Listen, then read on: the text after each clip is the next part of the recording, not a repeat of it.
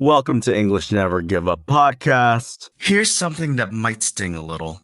If you've been trying to learn English by watching Netflix shows or listening to podcasts made for native speakers, you've probably been setting yourself up to fail from day one.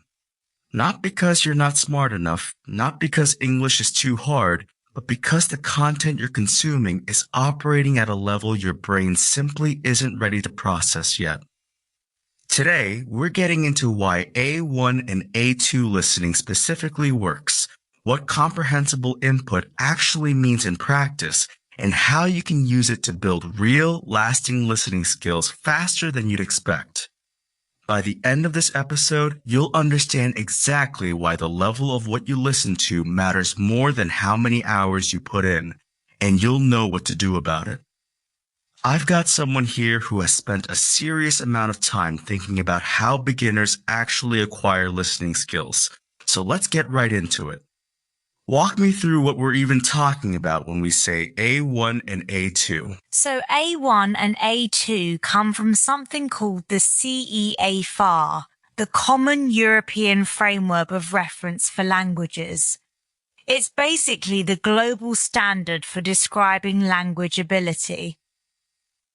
A1 is your absolute beginner level, someone who can understand very simple, slow, clearly spoken phrases about familiar things like their name, where they live, basic greetings.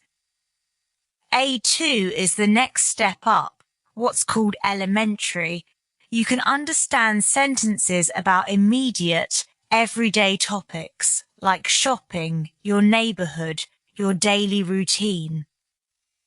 The key thing about both levels is that the vocabulary is limited, the grammar is simple, and the speech is usually slower and clearer than what you'd hear in natural conversation. Okay, so that's the framework. But here's what I'm curious about. Why do so many people skip this stage entirely? Like, you talk to someone learning English and they're immediately trying to watch American sitcoms or listen to news radio. Yeah, and it makes total sense why they do it. There's this cultural idea that immersion is the gold standard. You hear stories about people who moved to a new country and just picked up the language, and it sounds like magic. So learners think, okay, I'll just throw myself into the deep end.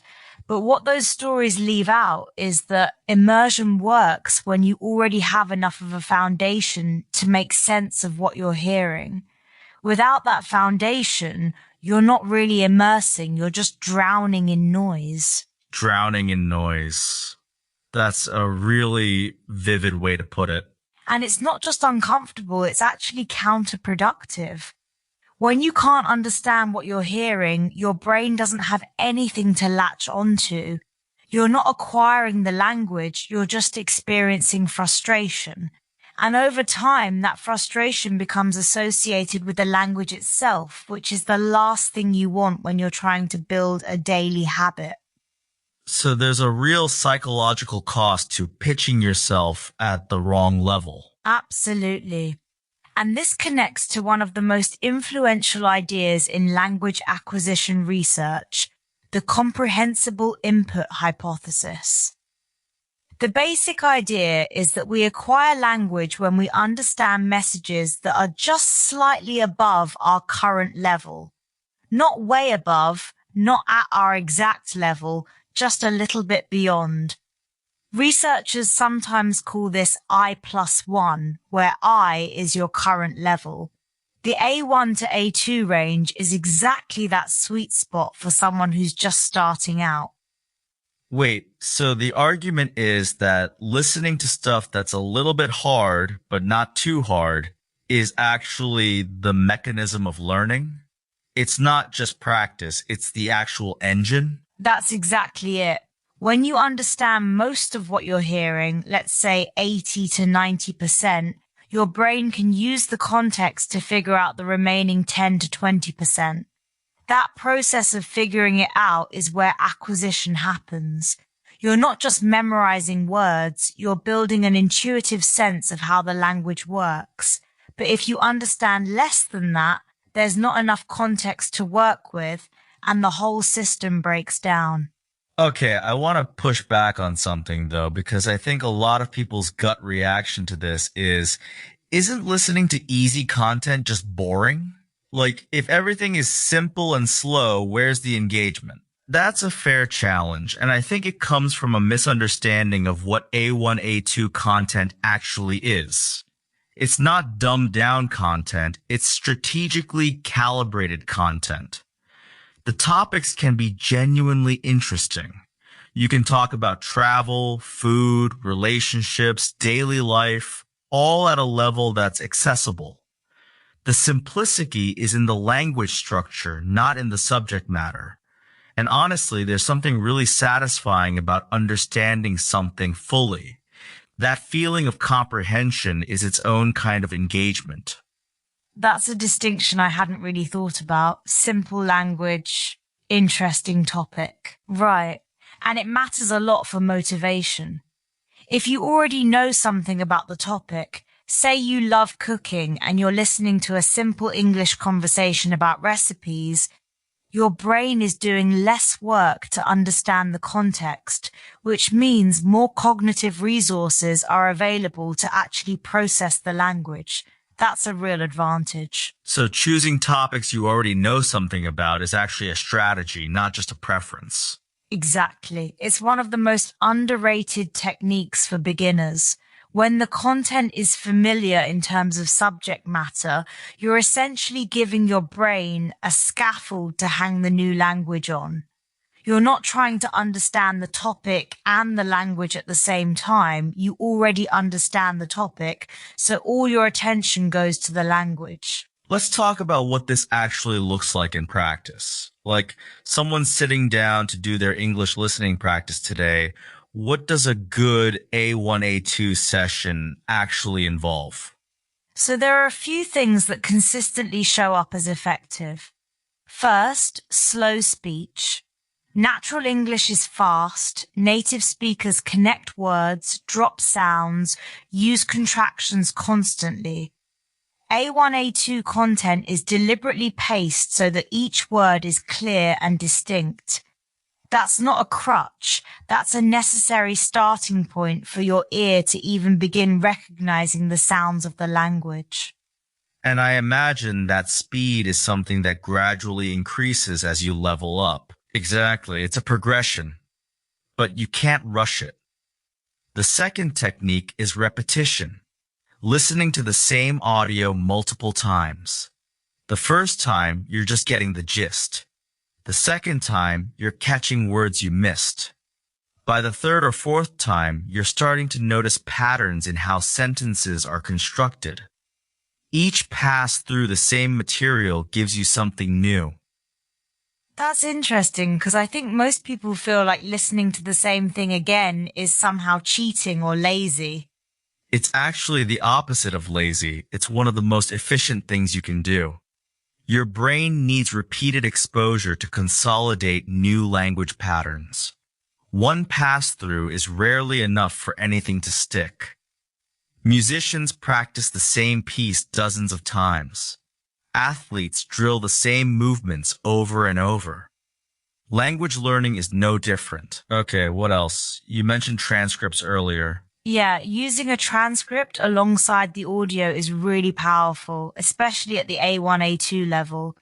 You listen first without the transcript to see what you can catch. Then you read along while listening to fill in the gaps. Then you listen again without the transcript to see how much more you understand. That cycle, listen, read along, listen again, is incredibly effective for building both listening comprehension and reading skills simultaneously. So it's not just passive listening, there's an active component to it. Right, and that active engagement is what separates learners who make fast progress from those who plateau.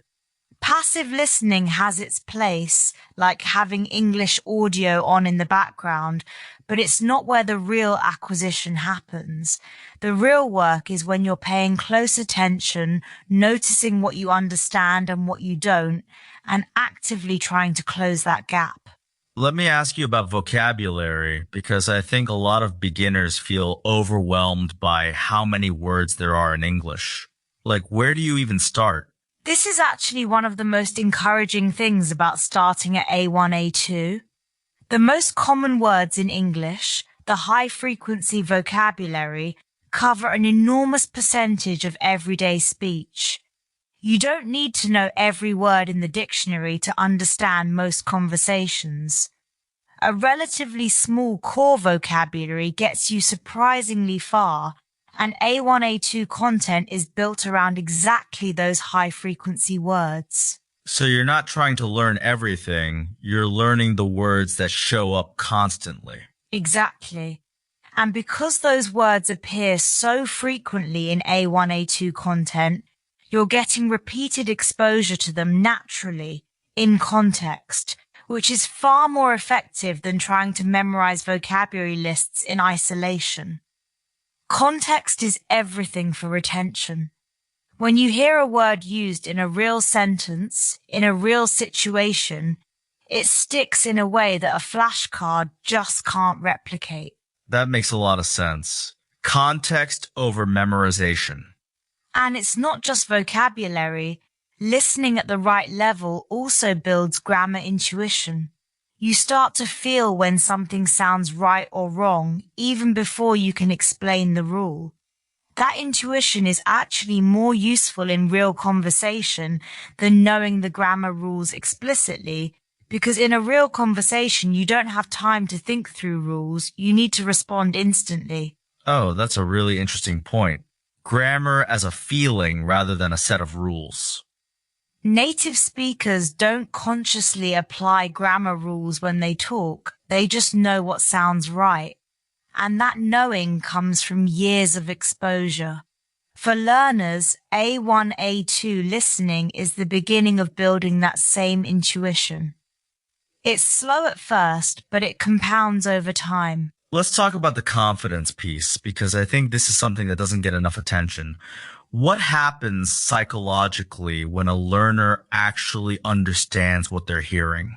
It's genuinely transformative. There's a moment, and most learners can remember it, where something clicks and you realize you understood a whole sentence or a whole exchange without having to translate it in your head.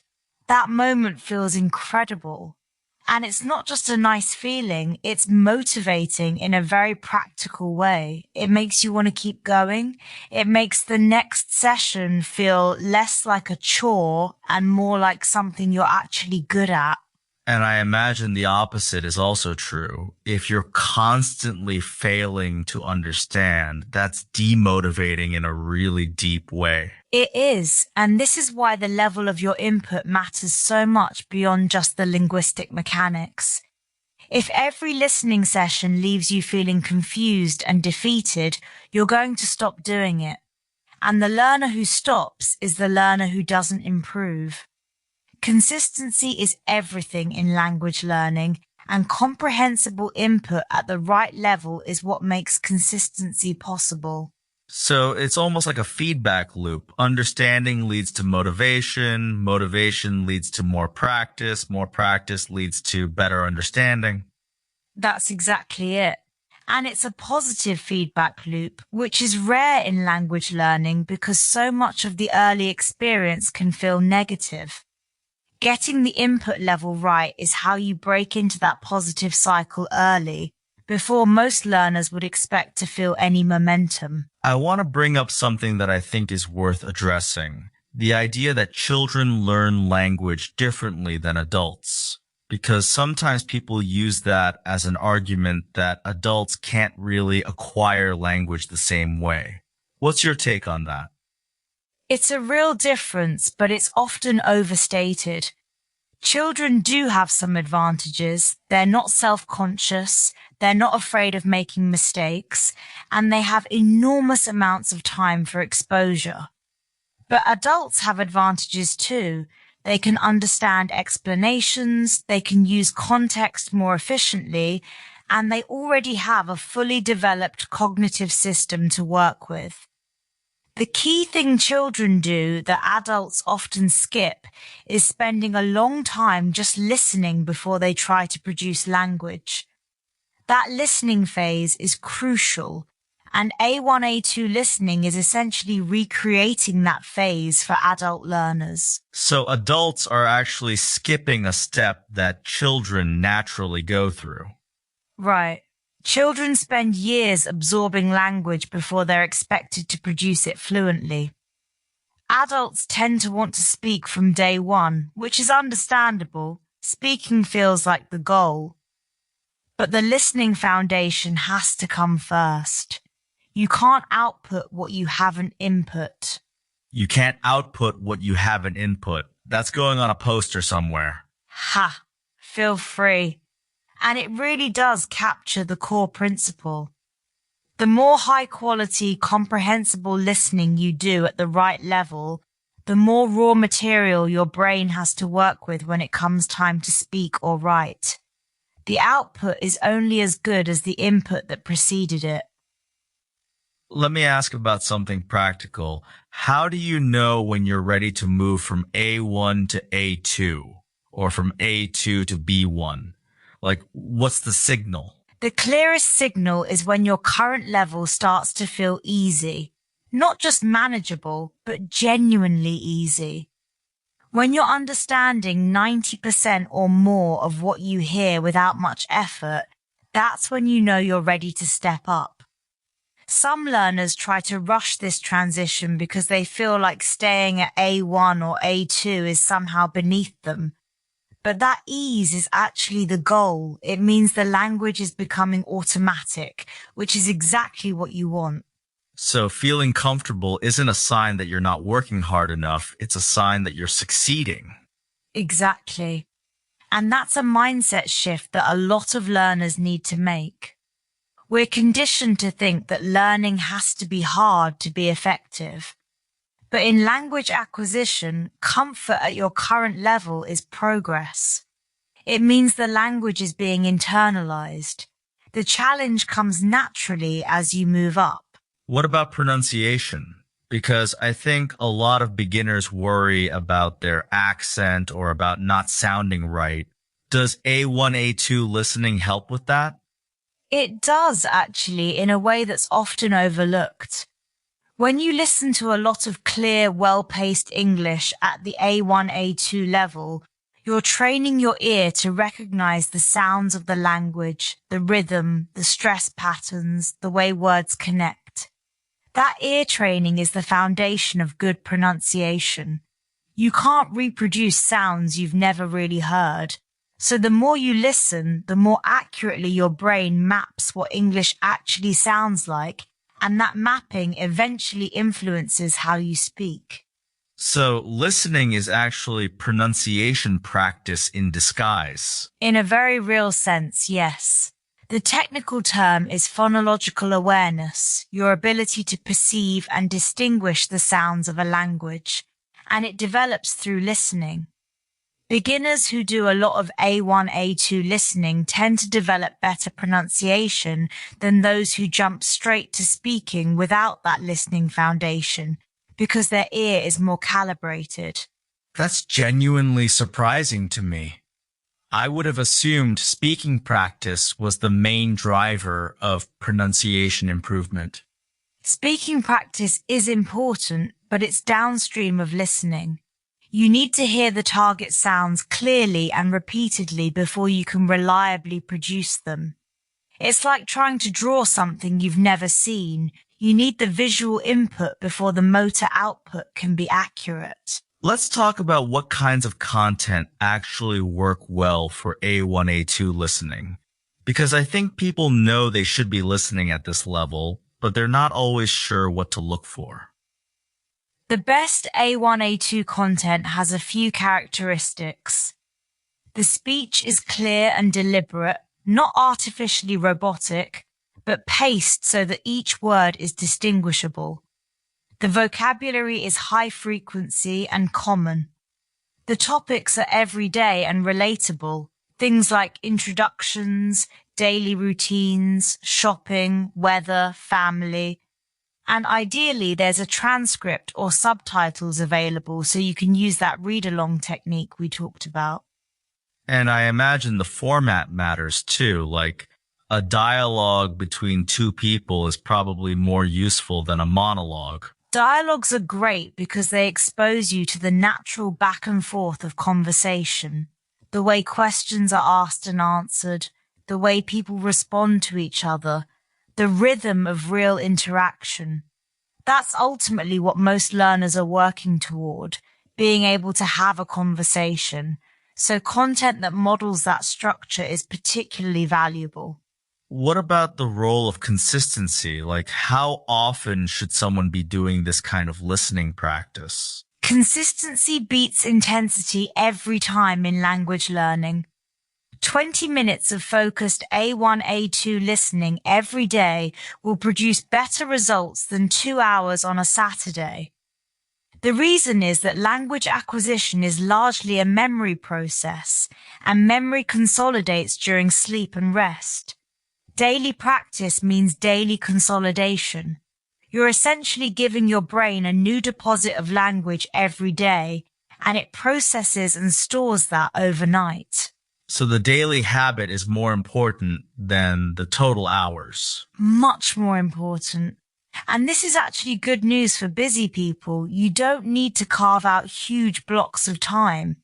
20 to 30 minutes of intentional, focused listening at the right level, done consistently, is genuinely enough to make meaningful progress. The key word is intentional. You're actively engaged, not just having it on in the background. I want to circle back to something you said earlier about the psychological cost of being at the wrong level, because I think there's a real shame element here. Like, admitting you're at A1 feels embarrassing for some people. That's such an important point. There's a lot of ego wrapped up in language learning, especially for adults. Admitting you're a beginner feels vulnerable. But here's the thing. Every single fluent English speaker was once at A1. Every single one. The level isn't a judgment of your intelligence or your potential. It's just a description of where you are right now. And where you are right now is the only place you can start from. Start where you are, not where you wish you were. Exactly. And the learners who make the fastest progress are almost always the ones who are honest about their current level and work from there, rather than pretending to be further along than they are. Pretending to be at B2 when you're at A1 just means you're consuming content that doesn't serve you. Let me ask you one more practical question before we wrap up. What's the single biggest mistake you see A1, A2 learners make with their listening practice? Giving up after one listen. They play something once, don't understand everything, and conclude that the content is too hard or that they're not good at listening. But one pass is almost never enough. The magic is in the repetition. If you listen to the same short audio 3 or 4 times, you'll be amazed at how much more you catch each time. That progression from confusion to clarity is the actual learning happening in real time. So the discomfort of not understanding isn't a signal to stop, it's a signal to listen again. Precisely. And that reframe is huge. Instead of thinking, I didn't understand that, I must be bad at this, think, I didn't understand that yet, let me listen again. That yet is doing a lot of work. It keeps you in a growth mindset rather than a fixed one. Okay, so when you step back from everything we've covered today, the CEFR levels, the comprehensible input idea, the techniques, the psychology, what's the through line? What's the thing you want someone to walk away with? The through line is this. The level of your input determines the quality of your acquisition. Not the number of hours, not the prestige of the content, not how hard you're pushing yourself, the level. When you listen to content that's calibrated to where you actually are, your brain can do what it's designed to do, which is find patterns, build intuition, and gradually internalize a new language. Fight that process by consuming content that's too hard and you're working against your own brain. And the A1, A2 range is where that process starts for most people. For most people, yes. It's not glamorous. It's not the content you'll brag about at a dinner party, but it is the foundation that everything else is built on. Skip it and you're building on sand. Do it consistently and you're building on rock. There's also something really empowering about this, right? Because it means the path forward is actually clear. You don't need to find some secret method or some magic app. You just need to listen to the right level of content consistently and let the process work. That's it. And I think that simplicity is actually reassuring once you embrace it. Language learning doesn't have to be complicated. It has to be consistent and it has to be calibrated. Those two things together are more powerful than any hack or shortcut. Consistent and calibrated. I love that. Okay, here's what I want to leave people with. If you started this episode thinking that your English wasn't improving because you weren't working hard enough, I want you to consider a different possibility. Maybe you've been working plenty hard. Maybe you've just been listening to content that was never designed for where you are right now. The fix isn't more effort, it's smarter input. Find content at the A1 or A2 level, listen to it more than once, use a transcript when you can, and choose topics you already care about. Do that every day, even for just 20 minutes, and you will feel the difference. That click, the moment where you understand something fully, without translating, without struggling, it's coming. You just have to give your brain the right material to work with. Thanks for listening to English Never Give Up podcast. And next time you're tempted to put on something way above your level and white knuckle your way through it, remember, you can't output what you haven't input.